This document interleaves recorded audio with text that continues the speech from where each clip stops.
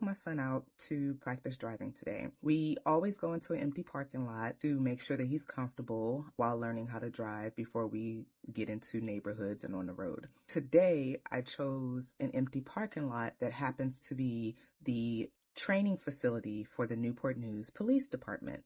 And I figured it's Sunday.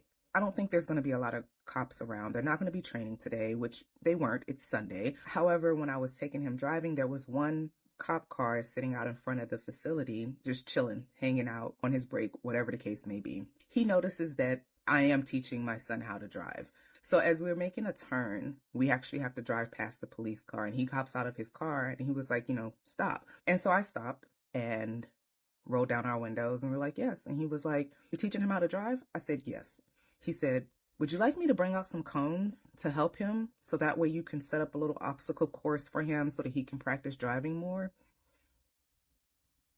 I was not expecting that. I didn't know what to expect. I wasn't going in there fearful or anything, but I was like, that is so nice of you. Thank you. And so he bought out a bunch of cones and allowed me to set them up in the parking lot however I so pleased. And it really did help my son with his driving lessons today. He got to learn how to maneuver around cones, drive in between cones, park in a parking spot, how to turn so that he could park in specific parking spots. We got to a point where my son was like, okay, I'm done for the day. And I was like, cool, let's go pull these cones up. I said, go over to the officer and tell him thank you. So he goes over to the officer and I'm getting in the car to pull the car up around there. And I'm thinking he's just going to say thank you. And I see they're over there talking for a while.